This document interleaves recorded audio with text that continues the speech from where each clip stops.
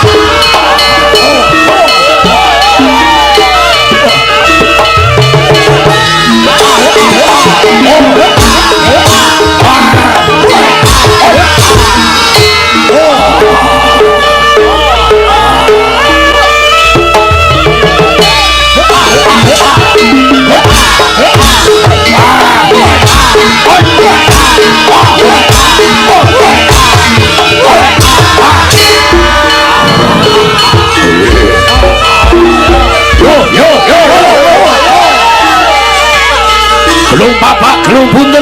Gelung bapak, gelung bunder. Buka, buka, jos.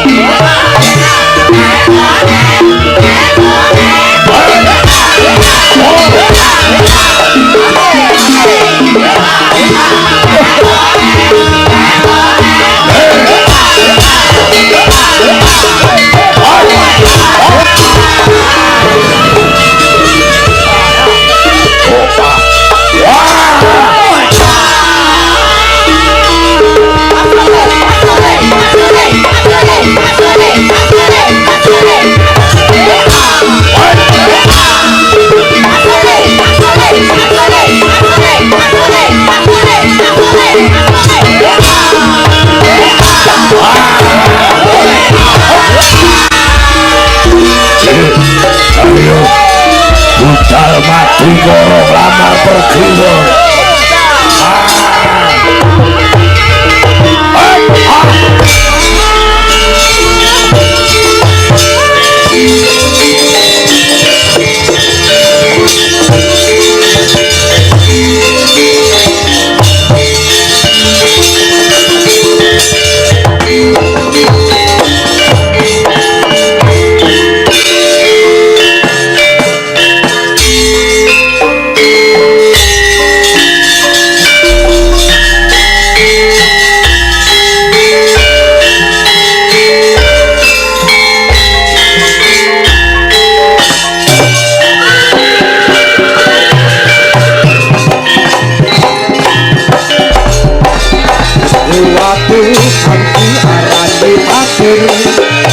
Waktu kampang eli ono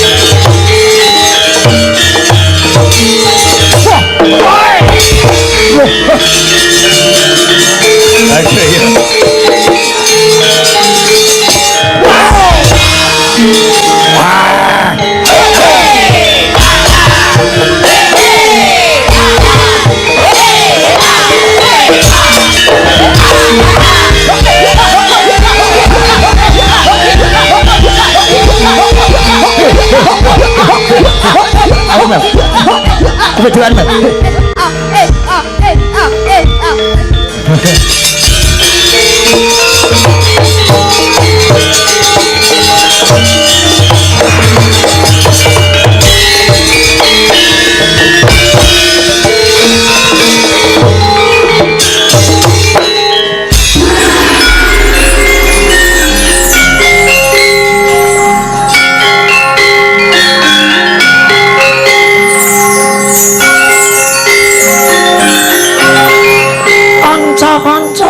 setan meri perayangan pasir gumelar ayo mangkat cok kabeh ora ana sing cicir ngombyongi jeng sinuwun Prabu Jala Sukendra nglamar endang pergiwa ing Madukara mangkat cok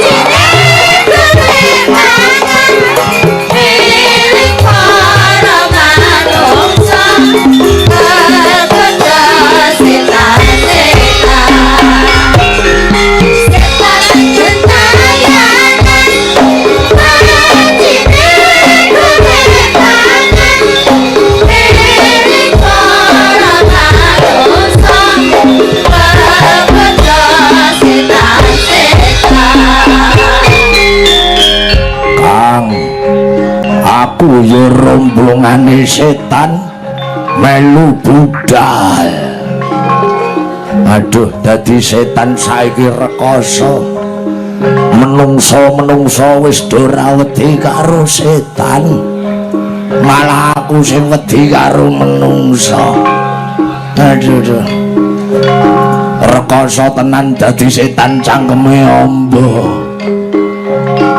biyen uripku ning alam donya senenganku rasan-rasan tangga rasan-rasan kanca bareng mati kleru dalan dadi setan cangkemku amba aduh Gusti kula nyuwun ngapura upami kula saged gesang malih kula mboten badhe gibah mboten badhe rasan-rasan sing elek Gusti kula nyuwun ngapura Gusti Kang enteni Kang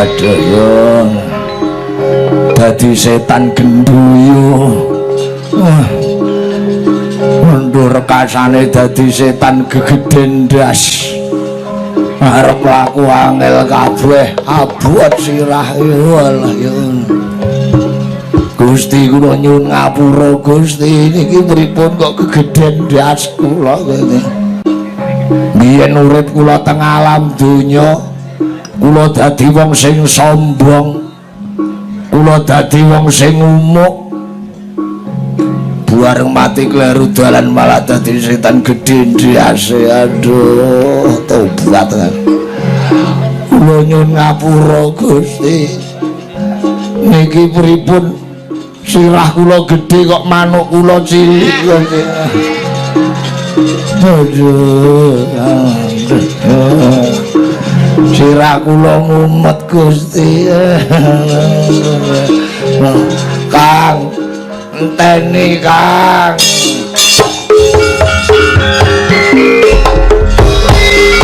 setan gentayangan anjine kelelangan eling marang dosa kagoda setan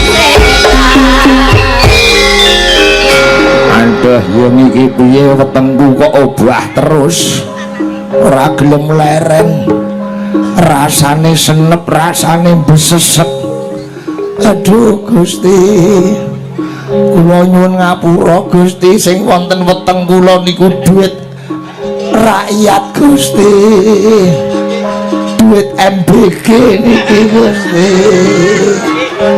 aduh kula mboten ngerti yen koruptor niku matine dadi setan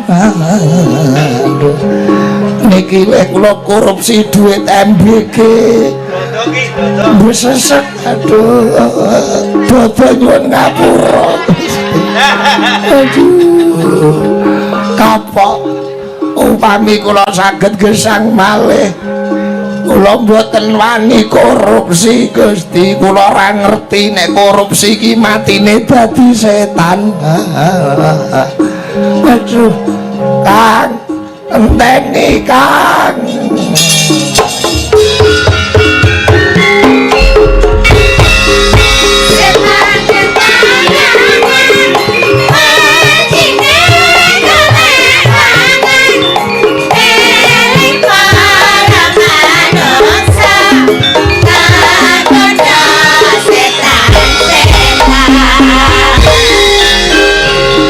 aduh yung iki bokongku kok obah terus ora gelem mandeg Gusti nyuwun ngapura Gusti biyen urip kula teng alam donya senengan kula nyebleki bokonge Elsi mboten kula bayar kula kapok Gusti kula kapok mboten badhe kula baleni melih kula nyuwun ngapura upami kula saged gesang malih kula mboten badhe nyeblek bokong sing kula ceblek ngarepe bokong makmuk aduh daya nyuwun ngapura Gusti setan gentayangan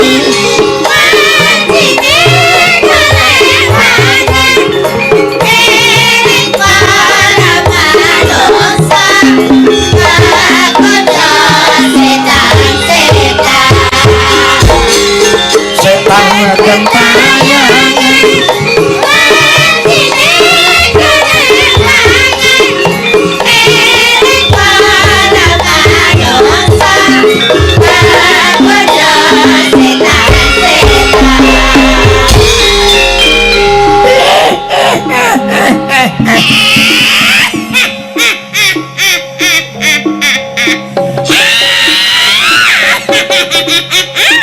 Gusti kula nyuwun ngapura Gusti kula biyen urip kula teng alam donya kula wani kalih bojo kula wani karo wong lanang ora ngerti nek wong wedok wani karo wong lanang matine dadi setan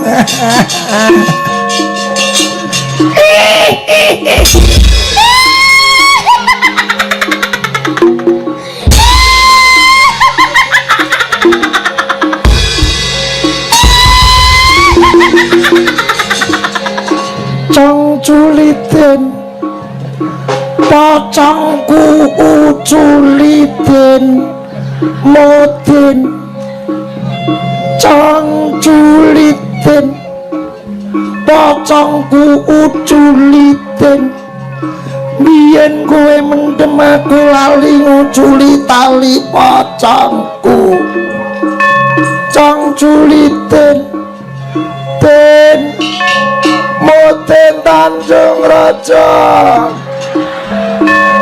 kowe neng ndi ten sapa iki aku gendaanmu biyen cium dulu alah masih nakal. Nakal apa? Diambung yang guyun. Alah Mas Husen. Iya dek. makan ketoprak. Yo mergo kowe aku dadi pocongan dadi setan. Sebabe apa Mas Husen? Biyen urip ning alam donya biyen aku kok jak golek pesugihan. Bareng mati dadi setan.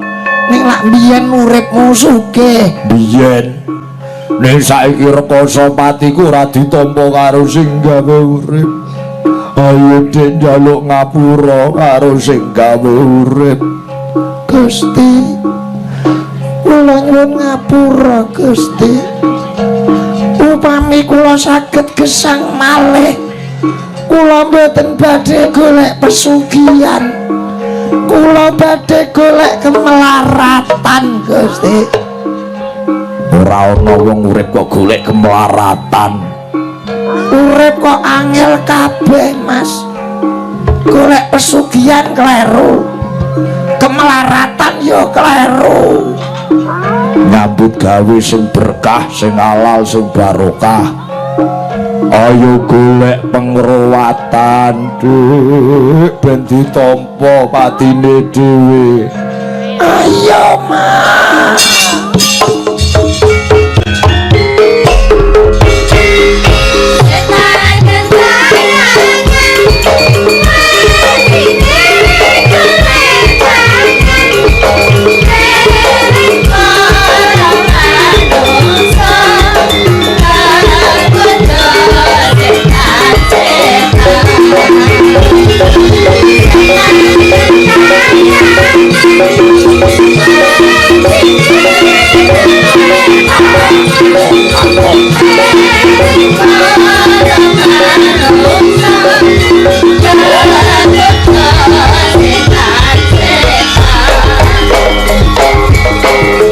Tabuhan apa iki? Kok ora iso dijogeti tabuhan apa?